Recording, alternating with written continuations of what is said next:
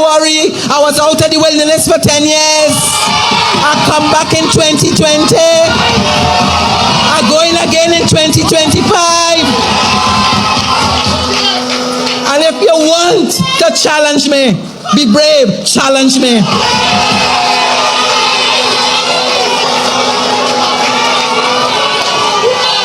I am part of an institution. The flower is the balisé. If you chop it, it grow back. If you burn it, it grow back. The balisé can't dead, and Penny Beckles can't dead. Opposition leader Pennelope Beckles is demanding that Prime Minister Kamla Persad-Bissessar stop with the distractions and address concerns surrounding landmark TT and the HDC. In a strongly worded statement yesterday, Beckles accused the Prime Minister of leading what she called a wicked and incompetent government. Beckles claimed the Prime Minister is deliberately attempting to shift national attention away from questions surrounding billion-dollar housing contracts and the ongoing scrutiny facing landmark TT. Beckles accused the Prime Minister of presiding over a government plagued by controversy and public dissatisfaction. She said the government should instead focus on addressing crime, economic uncertainty, failing infrastructure, and water supply issues affecting the country. Do you really expect investors to want to come to Trinidad and Tobago when you describe this country as a lawless dump? And I say shame on the Prime Minister that on the one hand, on the day that you are being sworn in, you talk about love and love and love of your people, and within months you are giving to the people of Trinidad and Tobago no hope, absolutely no hope. And the truth is that the Prime Minister has found herself in a position where when you look at the allocation for several ministries, when you look at what has happened as it relates to revenue, when you look at what has happened, that in 3 months our country has been downgraded twice, when you realize that the price of oil has now been reduced and you find that the revenue that you expected is no longer coming, you are now blaming the people of Trinidad and Tobago for your mismanagement, for your incompetence, and for your inability to properly understand basic financing. Well, listen, at the end of the day, we did what a responsible opposition. I'm extremely proud of my team because we have at least 4 young members who are members of Parliament for the first time. But I'm quite satisfied as it relates to how we debated over the last 5 days. I mean, the Prime Minister came today. We haven't seen her. She came, I think, on Thursday for about 5 minutes, and then she appeared today. I'm quite satisfied that the opposition did an excellent job. There's concern around the citizenry regarding the U.S. Venezuela impasse. Yes. This wave of vessels coming into the country. Have you pressured the government in regards of what is happening? Because people are not confident enough what is being said in regards of this is for some training, especially when you're seeing more military equipment coming in from into the southern Caribbean part. Well, as an opposition, we are concerned. I mean, we have always been concerned, and that is why our position has always been the region as a zone of peace. We believe that the government, the Honorable Prime Minister, she ought to come and do a press conference. She ought to have herself available to the press, to ask questions, because if you follow up, I mean, let's go back to her going to the United Nations, speaking with, Secretary of State Rubio, and all that is happening. I made the point that we are hearing more from the President of the United States, Donald Trump, and the Secretary than we are hearing from the Honorable Prime Minister. The Ministry of Foreign Affairs cannot keep just putting out press releases and not properly responding.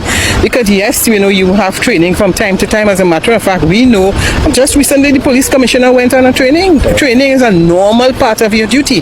So if you have such a large vessel which is going to deny other vessels coming there, we obviously must be concerned. Questions of the Prime Minister this week. She in turn responded with her own questions. Sure. Some of them again making the allegations between the People's National Movement, drug runners and criminals in Venezuela.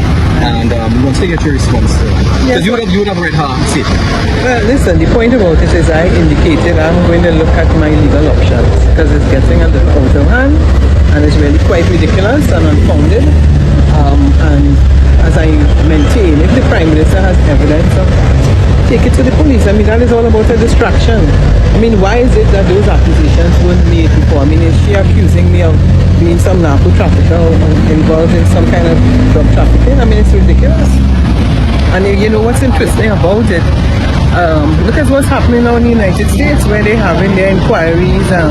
So you now have information where people can go before a committee, and you can actually share with the population exactly what transpired on that day. And what is worse is you now have a scenario where Trinidad and Tobago is being implicated, as it's possible that, you know, some missile would have left here. I mean, that is what the Prime Minister should be focusing on. The Prime Minister would have also made a statement saying that you're asking questions about the radar because you want to compromise national security to benefit these alleged criminals again in this link. Well, that is furthest from the truth. I think the population of Trinidad and Tobago, and most of the leader of the opposition, is entitled to ask those questions. I mean, this is not mischievous. I mean, it's the Prime Minister who said that she kept it a secret. It's the Prime Minister who first said that they were going to repair a road. It's the Prime Minister who said that she could not inform the Chief Secretary. So we have to decide which one is it. I mean, if you are a Prime Minister and you are of the view that you have a sensitive matter which you cannot share with the public, or you cannot give details, I mean, clearly, I mean, it's the establishment of a radar secret matter which you may not be able to share. Let's say, for example, might be the data, you might be able to want to share exactly what details you have with the American government. I don't think the population will expect you on a national security and on sensitive matters to say every single thing to the public, but you must come and say, listen, at least some basic information. Don't say it's a secret on one hand.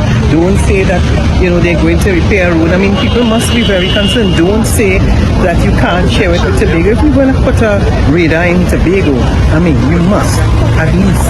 If you say to us, listen, I had a discussion with the Chief Secretary, but I can't give you all the details. We discussed the matter. I think the population will at least be willing to accept that. But the Prime Minister cannot say to me and suggest, of course, that that is a matter which he would not share with the public. Thank you kindly, Madam Deputy Speaker. In keeping with Standing Order 24, Section 4, I would like to ask the Honourable Prime Minister that in your statement you made reference to the fact that there was no breach of international law in the blowing up of the vessels because of the involvement in narco trafficking. Are you prepared to share with this Honourable House and the Parliament a copy of the advice as well as the name of the attorney that gave that advice? Thank you. Honourable Prime Minister. Madam Deputy Speaker, the question does not arise. We were dealing with the legislative agenda today, sharing with you. And if you want legal advice, ask your small pin lawyer you have crossed. Madam Speaker, 48-4. Honourable Prime Minister, oh gosh. Point of order. No, you should withdraw that statement. Exactly. Please. General, they could come to you to find out the legal advice. Thank you very much. Yes, so let us move on. Opposition leader Pennelope Beckles says Antigua and Barbuda Prime Minister Gaston Browne's suggestion that Trinidad and Tobago may be in breach of the Treaty of Chaguaramas should not be dismissed. At a media conference yesterday, Beckles responded to Browne's concerns over the recent increase in import duties on selected CARICOM products by the Trinidad and Tobago government. Browne stressed the importance of protecting regional integration efforts, cautioning that weakening trade relations could fragment rather than strengthen the regional bloc. Beckles said she agreed that the issue must be treated seriously, comparing its significance to ongoing geopolitical tensions involving Venezuela and the United States. We understand the significance of trading with our CARICOM partners. It is very easy for the Honourable Prime Minister to say that you're going to look for markets elsewhere. But when we think about the vessel USS Ford coming into the region, and so many people have this feeling that something is likely to take place in our region, do you really think that people are going to come and invest? Beckles also fired back at Prime Minister Kamla Persad-Bissessar over statements accusing the People's National Movement of protecting drug traffickers, calling the claims reckless and inflammatory. Beckles condemned the accusation as baseless and irresponsible and urged the Prime Minister to take any accusations or evidence to law enforcement. The Prime Minister should withdraw that allegation and apologize, because the time has come for this use of inflammatory language consistently whenever you're under pressure, when you are clueless about governance. You want to put the blame on the People's National Movement, and that needs to stop. Before I comment, the point about it is I haven't been personally briefed, so you can only go based on what the media has shared with us. But we do expect that they would give us a lot more information, and that I think the population is entitled to know exactly some more details. I mean, it's a press release.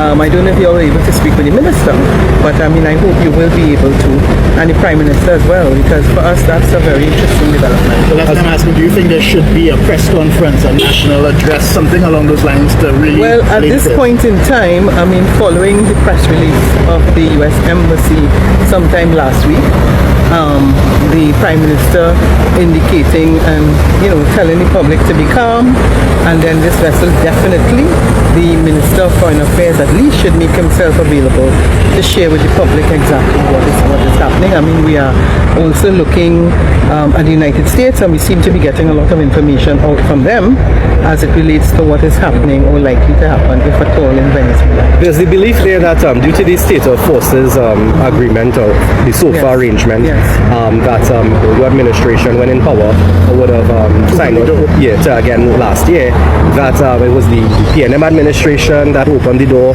to the US to come and use this country. Well, the point about it, whether or not you interpret it that way, I mean, we are aware that the Prime Minister went to the United States and had a meeting with Secretary Rubio, and we also know that her statement has been very, very clear in terms of, killing them violently.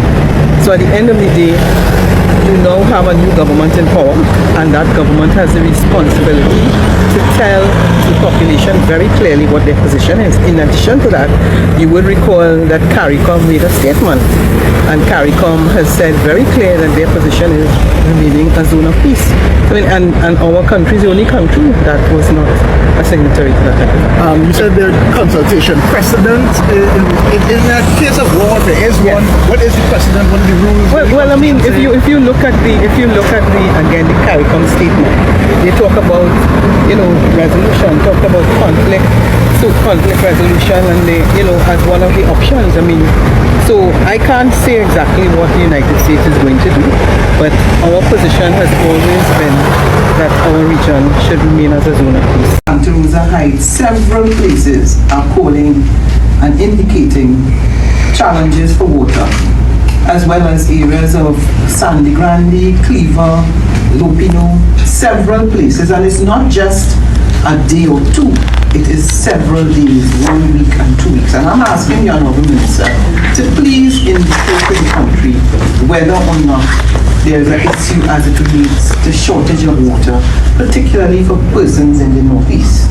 Now, I don't want to leave out my colleague, the Honourable Brian Manning from San Fernando East, because when I raised this matter this morning, he also made it very clear to me that there is a challenge of water, and he mentioned Pleasantville, Coquille, those surrounding areas where his constituents have been calling him regular as it relates to issues of water.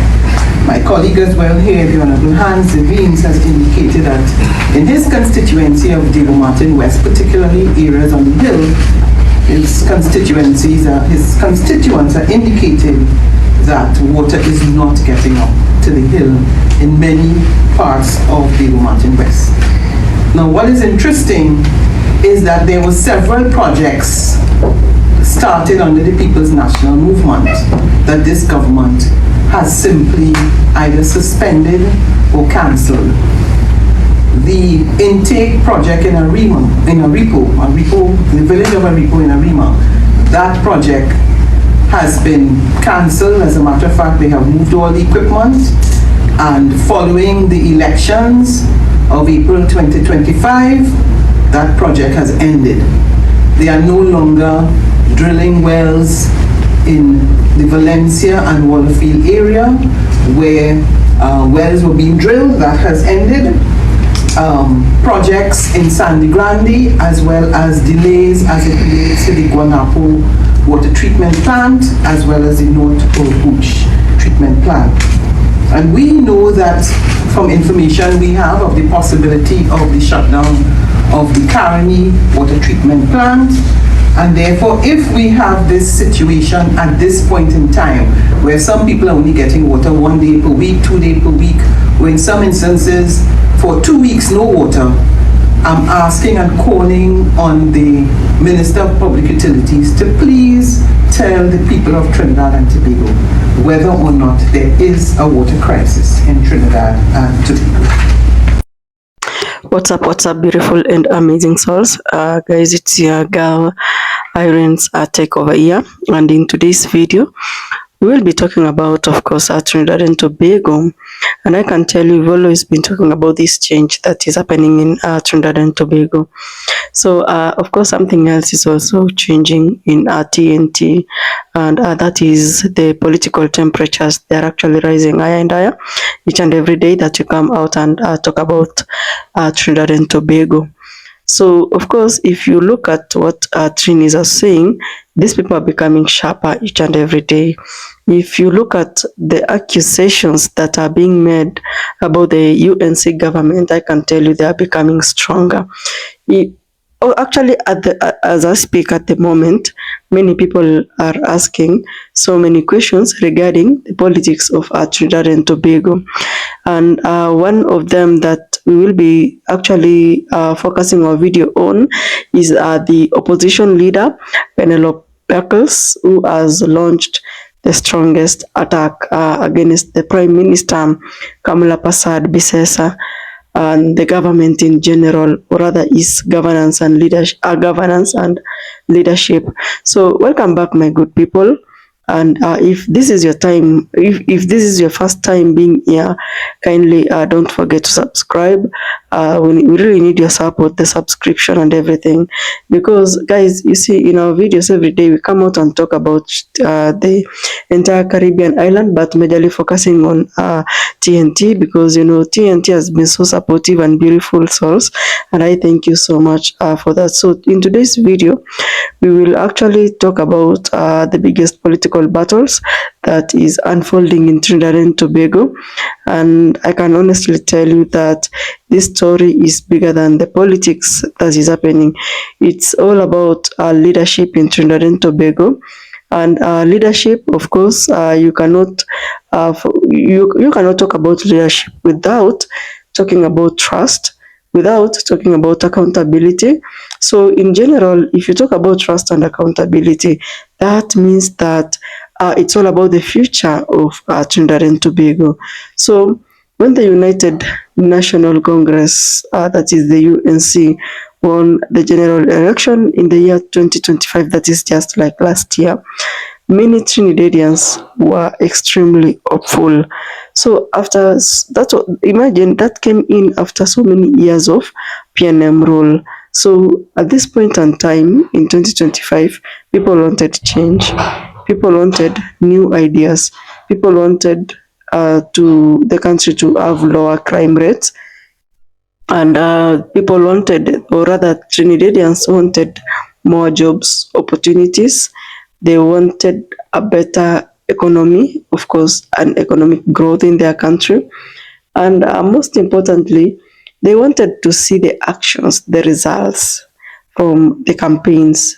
So, Her Excellency, Honorable Kamala Persad Bissesa, the current Prime Minister of Trinidad and Tobago, was elected, and people were so happy about her, because you see, during the campaigns, she promised so much. She promised about restoring the confidence, the public confidence. She promised better governance.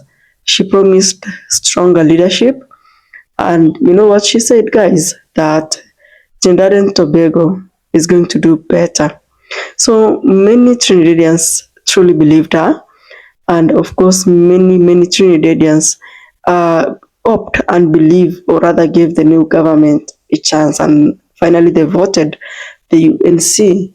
So governing is something that's very different from campaigning, that we all know at this point in time.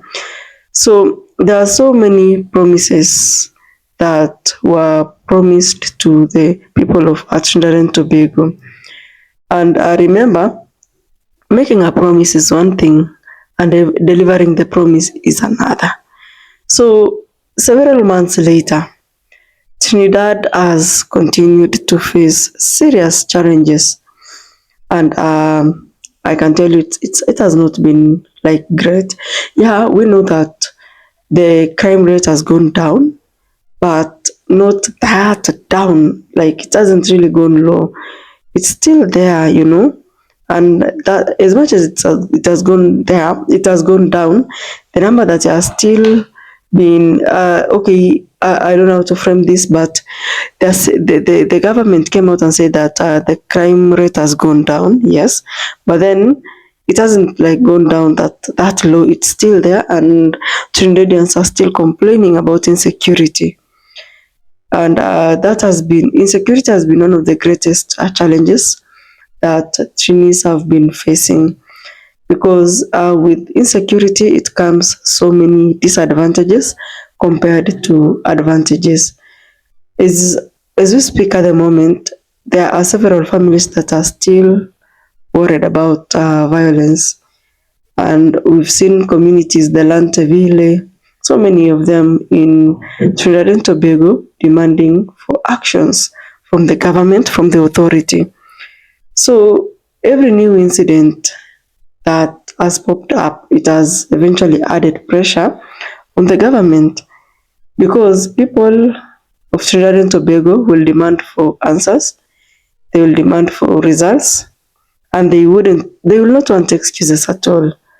And I can tell you that this is the point where political battle begin to feel like, yeah, it needs to change. So on the other side of the new opposition leader, that is Pennelope Beckles, she has made history several times, especially after becoming the first woman to lead the People's National Movement, and also she has had the opportunity to serve as the leader of the opposition. So many Trinidadians have actually been in limbo, wondering what kind of opposition she would become. Okay, by then people are like, is she going to be quiet? Is she going to give the government some time? Or is it that she is going to challenge every major decisions made by the UNC? And I can tell you, it didn't really take long for Trinidad and Tobago to get this answer, because the opposition leader, Pennelope, came out outrageously, and she spoke confidently, to the people of Trinidad and Tobago. We've seen her in several interviews. We've seen her questioning the government's leadership. We've seen her questioning priorities. And she has also questioned whether the administration is taking responsibility for the country's problems. So one of our biggest arguments, as you all know, it's all about leadership, saying that it starts at the top. She has told many people that, you see, when crimes go high in a country, the people, the voters, the citizens, they expect that their leader at the top there, in this case it's the Prime Minister, to lead from the front, not to pass blames, not to point fingers, but to provide solution, because of course when you are in power, you're supposed to provide for solutions. Because you see, that really, it makes, it resonates well with all of us, even me, by the way, that as a leader you have to come up with solutions, but not to pass blames here and there. Regardless of any political party that you belong, regardless whether you are rich or not, I can tell you crime affects everybody, because our parents will end up worrying about the children. Those that have business, they will actually have problems and they'll be worried about their items being stolen. I mean, everybody, even those that want to come or want to visit Trinidad and Tobago, they'll actually like hold on because of the crime that they are seeing, probably on social media, in TV. So as you can see, crime is something that affects everybody, not just like a specific group of people, right? So the Prime Minister has most of the time said that Trinidadians deserve more than explanations. They deserve actions, nothing else. And I don't know if you had that clip whereby she accused the government of failing to demonstrate the level of leadership that people expected after the election. And of course, she has severally talked about accountability, and she has questioned so many ministers about how they are actually doing this governance thing. Because in several occasions, she has asked them, the ministers now, if they're taking responsibility for any controversy that is within the government, you know. And I can tell you it's so hard to get a leader, or really a leader taking responsibility. So at the end of the day, you all know that leaders should not like ignore any difficult question that is being asked by the people that voted for them. Because you see, according to the opposition leader Pennelope, if you are a public official, you must answer what the people want to know or are inquiring, because that is all about democracy. It's all about transparency. And that's what everybody wants. So she is really making a lot of sense.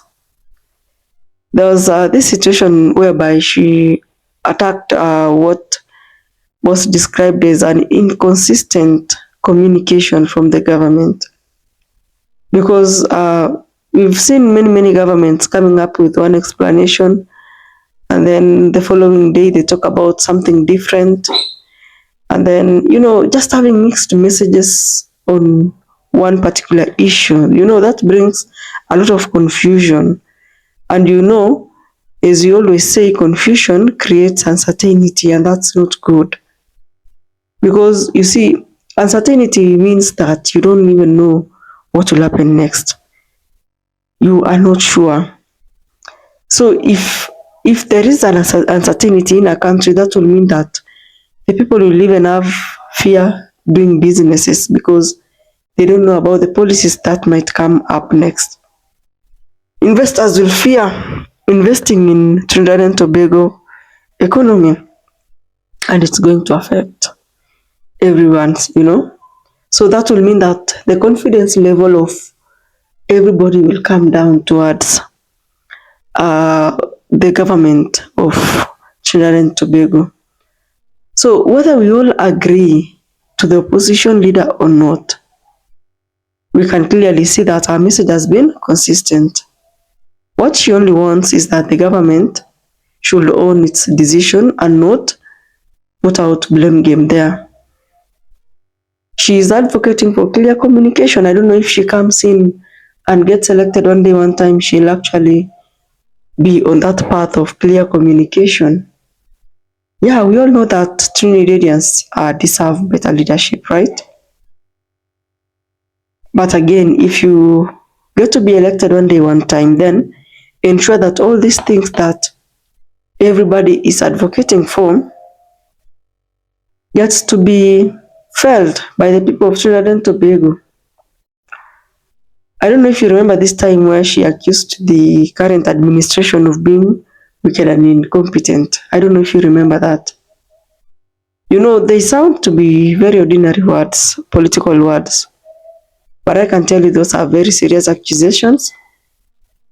You see, in politics, language does matters a lot, because you are speaking in front of people that you expect that they are going to elect you one day, one time.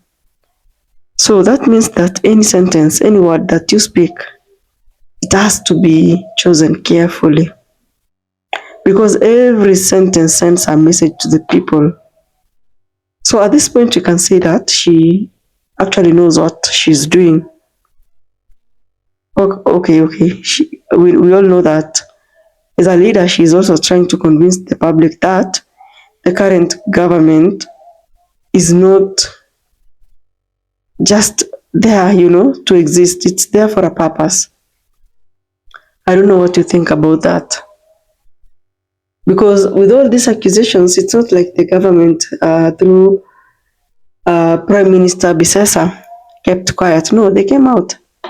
They fired back. And she boldly rejected Pennelope's criticism. So the Prime Minister, Kamala Persad, said that, you see, many of today's problems that most of us face third world countries, they were inherited from previous administration. So it will be unfair for the opposition leader to put blame on them and criticize them harshly. Anyway, we've had the Prime Minister criticizing her for, or rather responding or firing back to Pennelope on several occasions. And yeah, it makes sense anyway. And my good people, I don't know what you think about that, because you see the political battle in Trinidad and Tobago.